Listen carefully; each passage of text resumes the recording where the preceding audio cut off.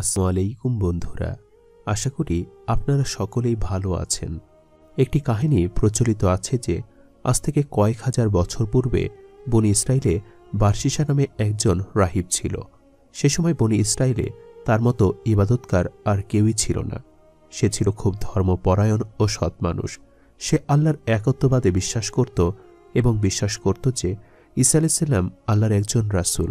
সে একটি ইবাদতখানা বানিয়েছিল এবং সবসময় সেই ইবাদতখানায় আল্লাহর ইবাদতে মশগুল থাকত। সে কারো সাথে মিশত না, সবসময় নামাজ বন্দিগিতে মশগুল থাকত। সেই গ্রামে 3 ভাই ও 1 বোন থাকত। তাদের মা বাবা কেউই বেঁচে ছিল না। সেই ভাইদের জেহাদের জন্য ডাকা হলো, কিন্তু তারা বোনকে একা রেখে যেতে চাইল না। বাবা মা মারা যাওয়ার পরে বোনকে তারা আমানত হিসাবে তাদের কাছে বড় করছিল। তার কাছে রাখতে চিন্তা করতে লাগলো। গ্রামবাসী সবাই বারসিসার কথা বলল, কারণ গ্রামের সবাই বারসিসাকে উত্তম চরিত্রবান হিসাবে জানত। কারণ বারসিসা কখনো কারো দিকে চোখ তুলে তাকায়নি, কোনো মেয়ের সাথে কখনো কথা পর্যন্ত বলেনি। তো তারা বারসিসার কাছে গেল। যখন তার কাছে তাদের বোনকে রাখতে চাইল, সে রাজি হল না এবং বলল, আমি অভিশপ্ত শয়তানের কাছ থেকে মুক্তি চাই। আমি কখনোই চাই না আমার জন্য আপনাদের বোনের কোনো ক্ষতি হোক। শয়তান সবসময় আমাদেরকে কুমন্ত্রণা দেয়। আমি যদি কখনো শয়তানের ফাঁদে পা দিই, তাহলে আপনাদের বোনের ক্ষতি হয়ে যেতে পারে, আর আমি এটা কখনোই চাই না। সে ভয় করছিল যে সে গুনাহে লিপ্ত হয়ে যেতে পারে। তখন শয়তান বারসিসার মনে কুমন্ত্রণা দিতে আসলো। শয়তান নানাভাবে তাকে প্ররোচিত করতে থাকল। চালাক শয়তান জানত যে বারসিসার মন খুবই নরম। শয়তান জানত সে যখন বারসিসাকে এভাবে প্ররোচিত করতে পারবে, তখন সে রাজি হয়ে যাবে। সে কানে কানে বারসিসাকে বলল, তারা যদি ভালো কাউকে তাদের বোনের জন্য খুঁজে না পায় এবং খারাপ কারো কাছে মেয়েটিকে রেখে যায়, তখন কি হবে? মেয়েটির যদি কোনো ক্ষতি হয়, তার জন্য তুমি কি কখনো নিজেকে মাফ করতে পারবে? এই পরিণতি কি তোমার ভুলের জন্য নয়? বারসিসা বুঝতে পারেনি যে এটা শয়তানের কুমন্ত্রণা। মানুষের প্রতি দরদের কারণে মেয়েটিকে সে সাহায্য করতে রাজি হল। সে মেয়েটিকে তার ইবাদতখানার বিপরীতে একটি ঘরে থাকতে দিল।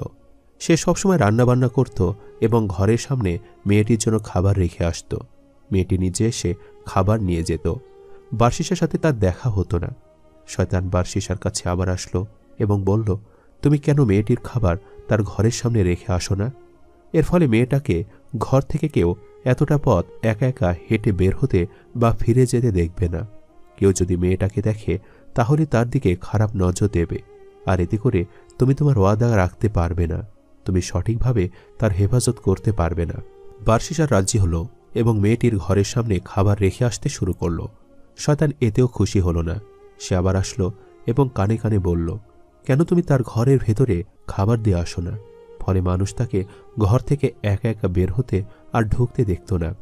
এবার বারসিসা তার ঘরের মধ্যে খাবার দিয়ে আসতে শুরু করল। শয়তান আবার আসলো এবং বলল, মেয়েটার সাথে তোমার কথা বলা উচিত। এভাবে একা থাকলে তো সে পাগল হয়ে যাবে। কারণ মানুষ কখনো একা বাঁচতে পারে না। সে একা একা থাকলে অসুস্থ হয়ে পড়বে। বারসিসা মেয়েটির কথা চিন্তা করে তার সাথে রুমের আড়ালে কথা বলতে শুরু করল। শয়তানের কুমন্ত্রণায় একসময় তারা একই রুমে কথা বলতে লাগল। এভাবে শয়তান তার কাজের কঠিন অংশ বাস্তবায়ন করল। এই পর্যায়ে বারসিসা এবং মেয়েটা একে অপরের প্রতি দুর্বল হল এবং একসময় ব্যভিচারে লিপ্ত হল। একসময় মেয়েটি গর্ভবতী হল, একটি বাচ্চা জন্ম দিল। বাচ্চার জন্মের সময় শয়তান বারসিসার কাছে আবার আসলো এবং বলল, এটা তুমি কি করলে? তোমার পাপের প্রমাণ সরিয়ে ফেলো, না হলে মেয়েটির ভাইরা ফিরে আসলে তোমাকে খুন করবে। তুমি আমানতের খেয়ানত করেছ। মেয়েটির ভাইরা আসলে তুমি তাদেরকে কি জবাব দেবে? বারসিসা বাচ্চাটিকে শয়তানের কুমন্ত্রণায় খুন করল এবং ওই ঘরের মেঝেতে পুঁতে ফেলল। শয়তান এবার বলল, তুমি এক নারীর সন্তান হত্যা করেছ এবং আশা করছো যে সে এটা কাউকে বলবে না। মেয়েটি অবশ্যই তার ভাইদেরকে এ কথা জানিয়ে দেবে। তখন তুমি কি করবে? তখন বারসিসা মেয়েটিকেও খুন করল এবং তাকেও ওই ঘরের মেঝেতে পুঁতে রাখল।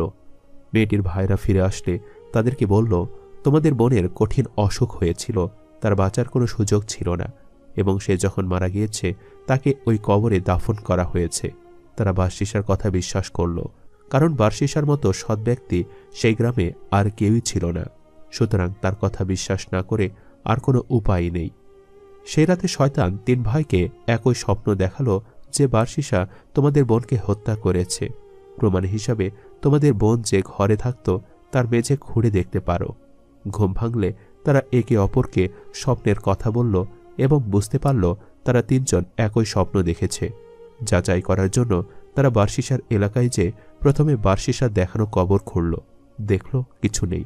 এরপর যে ঘরে তাদের বোন থাকত তারা ওই ঘরের মেঝে খুঁড়ে তাদের বোনের এবং বাচ্চার লাশ পেল। তারা বার্সিসাকে ধরল এবং বলতে বাধ্য করল আসলে কি হয়েছিল। তারপর তারা তাকে রাজার কাছে নিয়ে গেলে রাজা তাকে শিরচ্ছেদ করতে আদেশ দিল। যখন বার্সিসাকে শিরচ্ছেদ করতে নিয়ে যাওয়া হচ্ছিল তখন শয়তান কাছে আবার আসলো। এবার ওয়াসওয়াসানা মানুষের রূপ নিয়ে সে আসলো। এসে বলল, শোনো বার্সিসা, আমি হলাম শয়তান। তোমার এই অবস্থা তোমার নিজের চিন্তায় হয়নি, আমি করেছি, আর একমাত্র আমি তোমাকে বাঁচাতে পারি যদি তুমি আমার কথা মেনে চলো। বার্সিসা বলল, আমাকে কি করতে হবে? শয়তান বলল, আমাকে সেজদা করো, আমি তোমাকে রক্ষা করব।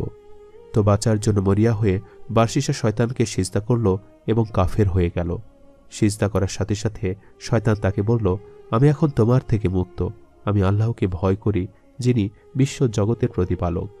এ বলে শয়তান সেখান থেকে পালালো এবং বার্সিসার শিরচ্ছেদ করা হলো। কিয়ামতের দিন বার্সিসাকে যখন জীবিত করা হবে তখন সে শয়তানকে সিজদা করতে করতে উঠে দাঁড়াবে। একবার ভেবে দেখুন শয়তান কিভাবে বার্সিসাকে ফাঁদে ফেলেছিল।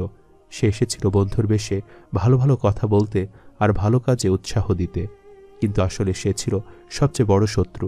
আল্লাহ বলেন, শয়তান যে মানুষকে বলে কুফরি করো, অতঃপর যখন সে কুফরি করে তখন শয়তান বলে, আমি তোমার থেকে মুক্ত, আমি বিশ্বজগতের প্রতিপালক আল্লাহকে ভয় করি। সম্মানিত দর্শক, এই ভিডিওটি আপনাদের কাছে কেমন লেগেছে তা আমাদের কমেন্ট করে অবশ্যই জানাবেন। আর সবাই আমাদের সাথেই থাকবেন এবং অনেক বেশি ভালো থাকবেন। আজ এই পর্যন্তই। আল্লাহ হাফেজ।